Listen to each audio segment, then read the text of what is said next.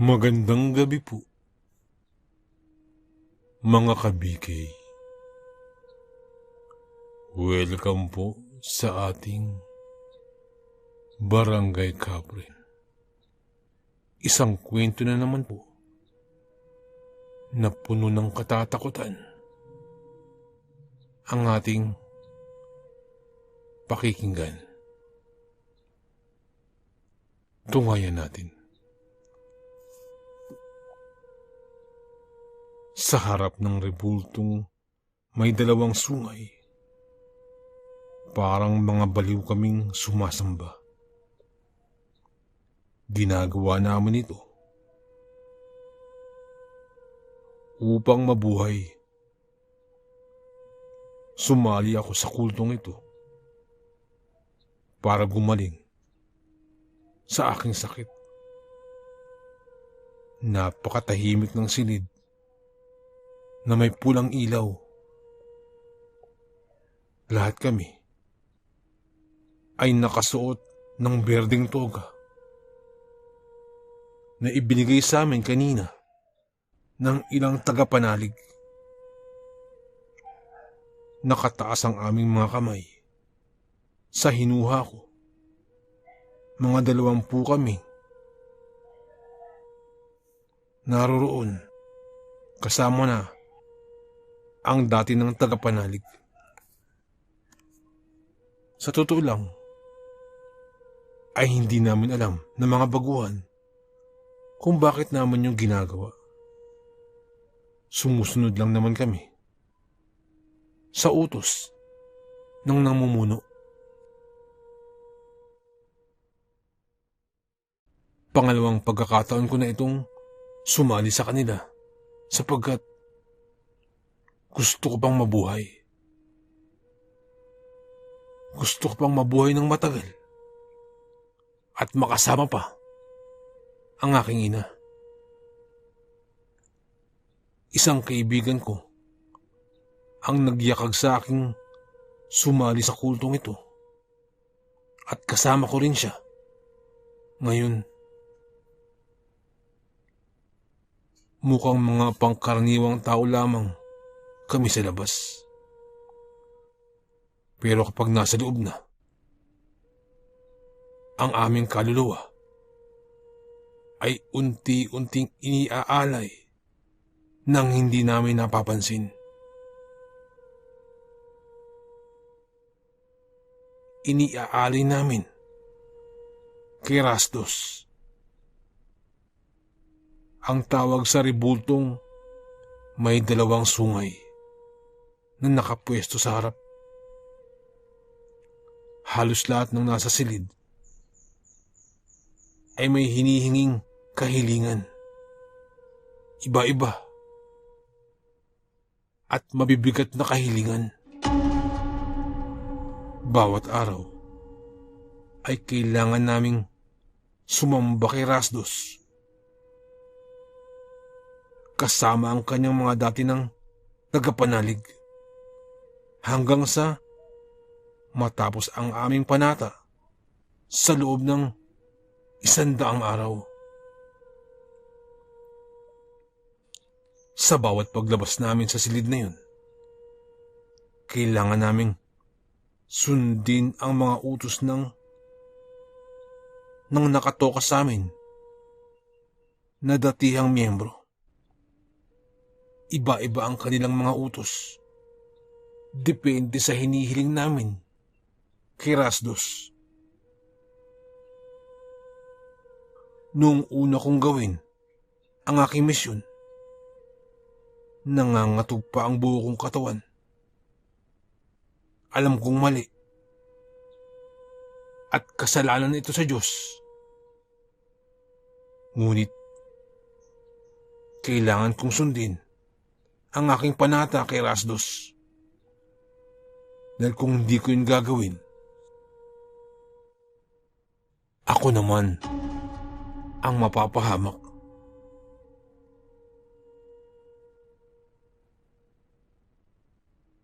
Malakas ang ulan at kanina ko pa sinusundan ang isang estudyante. Siya na ang pang-18 kong biktima. Hindi na ako takot. Sanay na akong pumatay ng mga inosenteng tao. Sinundan ko siya hanggang sa humantong kami sa daang may kakahuyan. Ninakihan ko ang aking mga hakbang at pasimpleng inakbayan ang nakapayong na estudyanteng babae. Nagulat siya. Ngunit nakabawi rin agad dahil nakilala niya ako. Magkaklase kasi kami. O Romney, ginulat mo naman ako. Oo nga, sabi ko. Sabay saksak ng kutsilyo sa kanyang tiyan. Pasensya ka na. Pero kailangan kitang patayin ngayong araw. Humalo sa ulan ang pulang likido at unti-unting natumba sa lupa ang naghihingalong katawan ni Janice. Hindi pa ako nakontento. Inundayan ko pa siya ng saksak. Paulit-ulit. Hanggang sa lagutan na siya ng hininga. Dinala ko siya sa kakahuyan.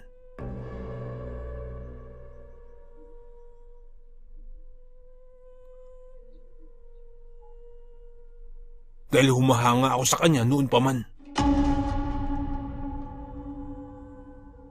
ay agad kong sinira ang suot niyang damit.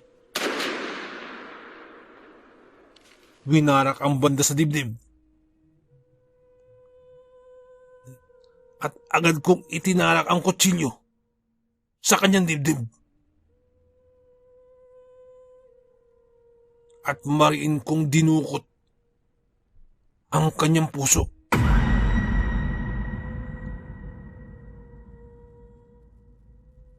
Sa totoo lamang, pang-10 na si Janice sa mga nabiktima kong babae.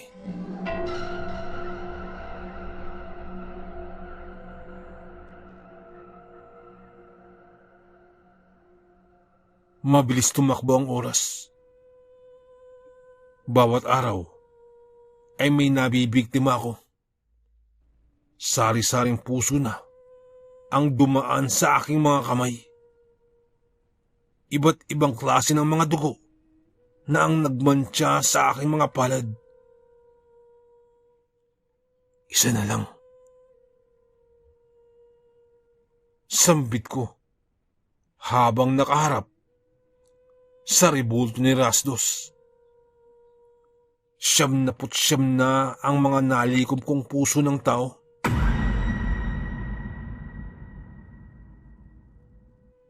Lahat ay nakalagay sa iba't ibang garapon. Isang puso na lamang ang kulang at matutupad na ang aking kahilingan. At panata ko kay Rasdos. Sa wakas, paggaling na ako sa karamdaman. Kinabukasan, dala ko na ang panghuling puso. Puso yun ng kaibigan kong doktor na bumisita sa bahay. Kanina lamang upang tingnan sana si Mama. Siya rin ang nag-alaga sa akin bilang kanyang pasyente. May ibinigay siyang papel sa akin kanina. Pero hindi ko na yun pinansin pa. Kagad ko siyang hinampas ng tubo sa ulo. Pagkatumba, ay hindi na ako nag-aksaya pa ng oras.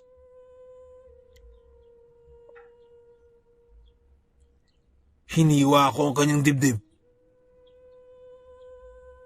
at kinuha ko ang kanyang puso. Sabik na akong matupad ang aking kahilingang gumaling sa pamamagitan ng pag-alay ng 100 puso. Sa kahilingang gumaling mula sa pamamagitan ng pag-aalay ng 100 puso ng tao sa dambana ni Rasdos. Sa wakas, matutupad na rin ito ngayon. Ipinatong ko ang panghuling pusong nakalagay sa garapon doon sa dambana kasamang 99 pang puso. Ako lang mag-isa sa silid na yun. Naglipa ay biglang humina ang pulang ilaw. Nabuhay ang rebulto ni Rasdos at hinigop ang 100 puso na isa-isang lumalabas sa garapon. Nagulat ako nang gumalaw ang rebulto. Pero tinatagad ko ang aking sarili. Matapos niya yung gawin, isang mahinang enerhiya ang ipinasa sa akin ni Rasdos.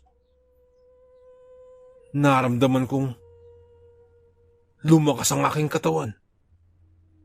Ngunit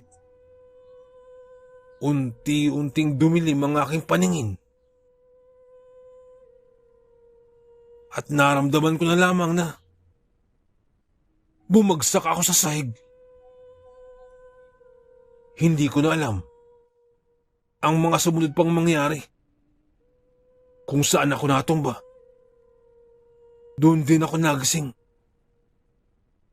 Pero hindi ko na alam kung ilang oras na ang nakalipas mula nun. Wala pa ring tao sa silid. Habang nakabukas ang pulang ilaw,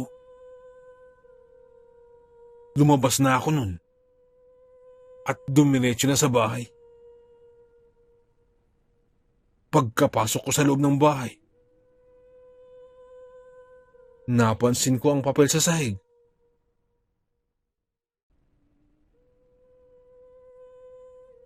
Sa pagkakatanda ko, ito yung dala ng kaibigan kong doktor na huli kong pinatay. Pinulot ko yun at binasa. Nagulat ako sa nilalaman ng liham. Ayon sa nakasulat sa papel, mali raw ang resulta ng test sa akin. Wala raw akong sakit. Nanghina ang aking mga tuhod at tahimik na tumulo ang aking luha. Pumatay ako ng 100 tao para lang gumaling at maalagaan si Mama. Pero ang katotohanan ay wala naman pala talaga akong sakit. Bakit kasi? Napaka-desperado ko. Napaka-makasarili ko. Maya-maya pa, ay may narinig akong mga katok sa labas ng pintuan. Tao po. Mga pulis po kami.